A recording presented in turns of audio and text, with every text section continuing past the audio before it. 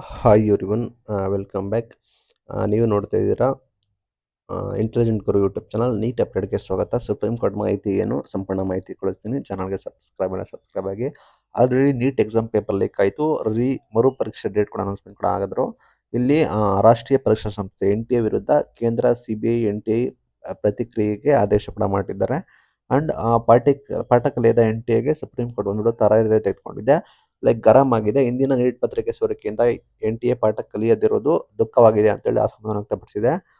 NTA ಬದಲು ಸಮರ್ಥ ಸ್ವಯಂತವಾದ ಬೇರೆ ಸಂಸ್ಥೆಗಳಿಗೆ ಪರೀಕ್ಷೆಗೆ ಹೊಣೆಗಾರ ಮಾಡಬೇಕು, ಲೈಕ್ ಬೇರೆ ಕೊಡಬೇಕು NTA ಬದಲು ಅಂತೇಳಿ ಕೆಲವರು ಅಪ್ಲಿಕೇಶನ್ ಕೂಡ ಆಗಿದ್ರು. NTA ಪಾಠ ಕಲಿತಾ ಇರದಿರೋದು ಅಂದರೆ ಲೈಕ್ ಪಾಠ ಕಲ್ತಿಲ್ಲ ಅನ್ನೋದು ಬೇಸರದ ಸಂಗತಿ ಅಂತ ಹೇಳಿ ಮಾಹಿತಿ ಕೊಟ್ಟಿದ್ದಾರೆ. ಈ ವಿಷಯದಿಂದನೇ ಈ ಹಿಂದಿನ ಕೋರ್ಟ್ಗೆ ಹೋಗಿದ್ರು. ಒಂದು ಸಮಿತಿ ರಚನೆ ಕೂಡ ಮಾಡಿತ್ತು. ಆದರೆ ಕೆಲ ಸಮಿತಿ ಶಿಫಾರಸು ಕೂಡ ಮಾಡಿತ್ತು.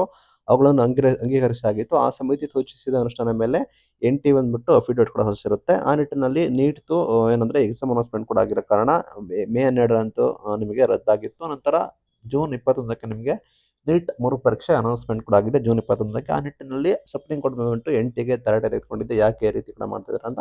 ಪ್ರಾಬಬಲಿ ಮತ್ತೆ NTAನೇ ಕಂಡಕ್ಟ್ ಕೂಡ ಮಾಡುತ್ತೆ. ಸುಪ್ರೀಂ ಕೋರ್ಟ್ ಯಾವುದೇ ರೀತಿ ಡೈರೆಕ್ಷನ್ ಕೊಟ್ಟಿಲ್ಲ.